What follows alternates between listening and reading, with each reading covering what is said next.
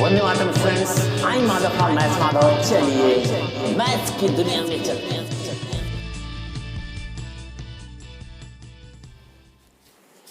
Students, आज हम लोग हाइट एंड डिस्टेंस के एक इंट्रोडक्शन की वीडियो यहाँ पर हो चुकी थी। उसमें मैंने बेसिक चीज़ों को आपको बता दिया था, और जो भी इस वीडियो को देख रहा है तो पहले इस वीडियो को जरूर देख लें ताकि आपके बेसिक कॉन्सेप्ट क्लियर हो जाएं। यहाँ पर जो हम करने वाले थे, मेरा एक आइडिया था कि मैं पूरी की पूरी जो हाइट एंड डिस्टेंस के क्वेश्चंस हैं, बहुत से स्टूडेंट्स ने कहा कि सारे क्वेश्चंस को एक बार सॉल्व करवा दिए, तो उसको मैं आज सॉल्व कराने के लिए आया हुआ हूँ। और A to Z NCERT and NCERT examples के जितने भी क्वेश्चंस हम लोग यहाँ पे कोशिश करेंगे सब कुछ सॉल्व कर लें। और याद रखिएगा, अगर आपने सारी की सारी इस सीरीज की वीडियोस को देख डाला तो आपके हाइट एंड डिस्टेंस के सारे कॉन्सेप्ट क्लियर हो जाएंगे। बहुत ही बेसिक कॉन्सेप्ट्स के साथ मैं पूरे के पूरे हाइट एंड डिस्टेंस के एक एक क्वेश्चंस को सॉल्व कराने जा रहा हूँ। फर्स्ट टाइम ऐसा मैं करने जा रहा हूँ कि मैं आपको बुक के क्वेश्चंस को सॉल्व करवा रहा हूँ, इस वजह से ताकि आपकी एक अंडरस्टैंडिंग क्लियर हो जाए और आपको हाइट एंड डिस्टेंस रिलेटेड अगर कोई भी क्वेश्चन एग्जाम में आएगा और आपने अगर इस एनसीईआरटी और एग्जाम्पल्स के सारे क्वेश्चन को अगर आपने सॉल्व कर रखा है, कॉन्सेप्ट को समझ रखा है, तो मैं दावे के साथ कह सकता हूं कि आपके एक भी क्वेश्चन हाइट एंड डिस्टेंस के छूटेंगे नहीं एग्जामिनेशन में। इसलिए ध्यान से देखिएगा और बिना बात किए जल्दी से हम लोग एक एक क्वेश्चंस को अलग अलग वीडियोस में हम लेकर के आएंगे। एक क्वेश्चन के लिए एक वीडियो केवल, ठीक है? हर एक क्वेश्चन के लिए अलग अलग वीडियोस को लेकर के आएंगे और उसको आप लोग एक एक करके देख लेना, ठीक है? तो चलते हैं। फर्स्ट क्वेश्चन आपके स्क्रीन पर मैं यहां पर दे रहा हूं, आप इस क्वेश्चन को रीड आउट करिए और मैं भी इसको मोबाइल के थ्रू में पढ़ रहा हूं, ठीक है? तो आप जरा क्वेश्चन को पढ़िएगा।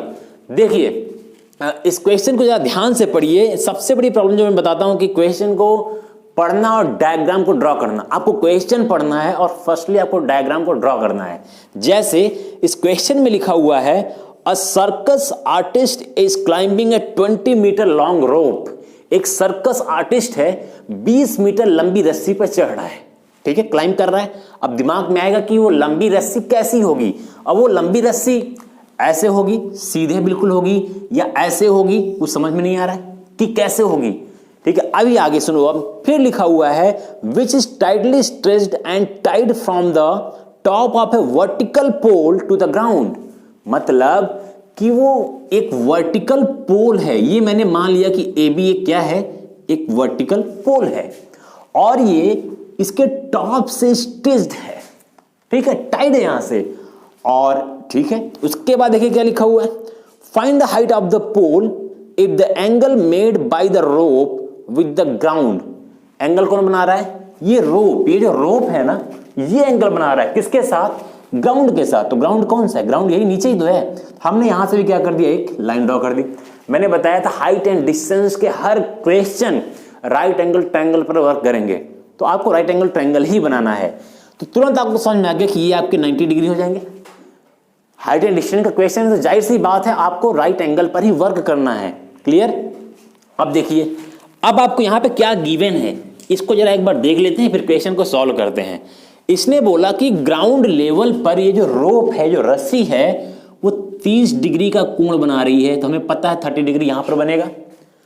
उसके बाद देखो क्या लिखा हुआ है, उसने लिखा है, a circus artist is climbing a 20 metre long rope. मतलब कि यहां पर रोप की लंबाई दे रखी है। रोप कौन सा है? ये तो ग्राउंड लेवल है। ये तो हमारा क्या है, क्या है ये हमारा एक पोल है ये, और ये हमारी जो रोप है, तो इसी की वैल्यू गिवन है 20 मीटर।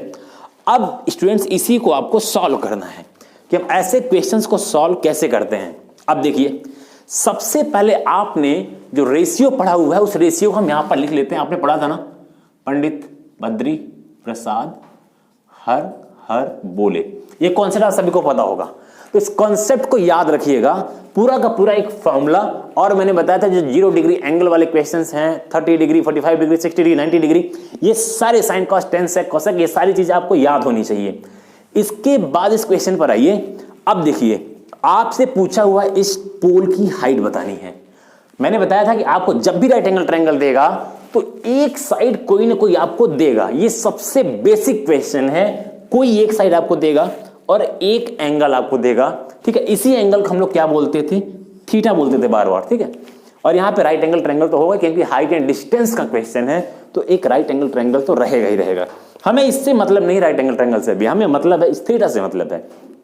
अब देखिए, जब ऐसे क्वेश्चन आएंगे तो हमें दो साइड को पकड़ना होगा, क्योंकि देखो ये जो हमने पढ़ रखा ना, ये दो साइड के रेशियो हैं, perpendicular upon hypotenuse, base upon hypotenuse, perpendicular upon base.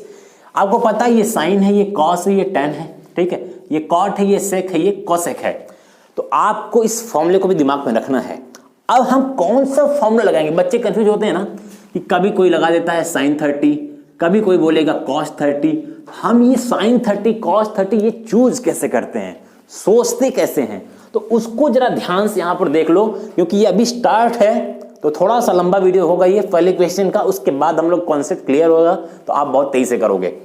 हमें ये साइड गिवन है, ये साइड पूछ रहा है, बस इन्हीं दोनों साइड को पकड़ लो, इसका अब हमें कोई काम नहीं है, ये साइड और ये साइड। अब ध्यान दो, थीटा के सामने जो साइड होता है उसको हम क्या बोलते हैं, यस, परपेंडिकुलर।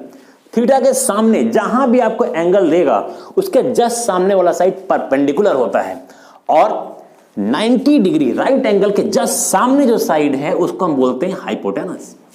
मतलब कि हमारे पास P और H है, P एंड H है।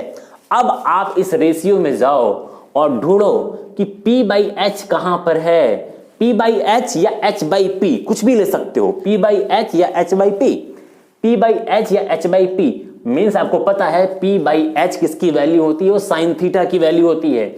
या अगर आप H बाई P लिखते हो तो आपको क्या लिखना पड़ेगा, कोसेक थीटा, क्योंकि साइन का उल्टा कोसेक होता है। अगर कोसेक लोगे तो H बाई P करना पड़ेगा हमें। तो अब देखो, अगर हम साइन लेते हैं सीधे, ठीक है, क्यों कोसेक में भिड़े, तो sine theta equal to perpendicular upon hypotenuse, यही लिखते हो, मैंने भी लिख दिया, सिंपल ही तो है, ठीक है। अब देखो साइन थीटा, अब आप ये बताओ, ये समझ में आया साइन हमने क्यों ले लिया, इस रेशियो के आधार पे साइन लिया। अगर हमारा साइड कहीं और होता तो फिर यहां से रेशियो देखते हैं कि साइन लेंगे कॉस लेंगे। अभी एक एक क्वेश्चन सॉल्व करेंगे, आपको सारे कॉन्सेप्ट क्लियर हो जाएंगे। अब यहां पर लिखा हो साइन थीटा, अब थीटा की वैल्यू गिवन किसने है, ये मत सोचना कि 90 उठा के रख दिए, उठा करके 90 को सोचना ही नहीं है, आपको दूसरा जो एंगल गिवन है वही दिमाग में रखना है।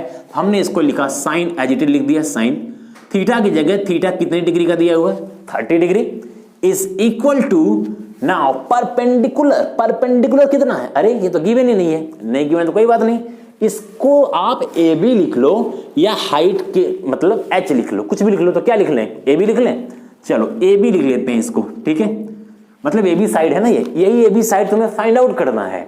हमने ए बी लिख दिया, डिवाइड बाई ये h तो हमें दिया हुआ है, h कितना है 20 मीटर है, हमने यहां पर 20 लिख दिया। देखो बड़ा ही आसान है। अब आपको साइन 30 की वैल्यू पता होनी चाहिए, पता ही होगी आई होप, अगर नहीं पता तो याद कर लो। अगर ये वैल्यूज और ये रेशियो के अगर फॉर्मूले आपको याद हैं तो मैं एकदम गारंटेड करूंगा, आपको सिखा के ही रहूंगा मैं।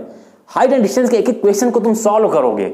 साइन 30 की वैल्यू होती है 1/2, sine 30 is 1/2, now is equal to AB by 20, correct. अब आप AB की तो वैल्यू निकालनी है, क्रॉस मल्टीप्लाई करो, AB का 2 में क्रॉस, जब भी इक्वल का साइन होता है क्रॉस मल्टीप्लाई करते हैं, इसका इधर मल्टीप्लाई, इसका इधर मल्टीप्लाई। AB का 2 में तो लिख सकते हो ना 2AB, yes, is equal to 20 का 1 में is equal to 20। Now what is AB, AB is equal to here, यहां पर क्या है, AB और 2 के बीच में मल्टीप्लाई का साइन है, और मल्टीप्लाई का साइन होगा तो ये 2 उधर जाकर डिवाइड करेगा, तो यहां पर हो जाएगा 20 divide by 2 and AB is equal to 10 metre. ये आपके पोल की हाइट आ गई, पोल की हाइट कितनी आ गई, 10 मीटर। मिलते हैं नेक्स्ट वीडियो में नेक्स्ट सेकंड क्वेश्चन के साथ, तब तक के लिए all the best, thank you, bye bye.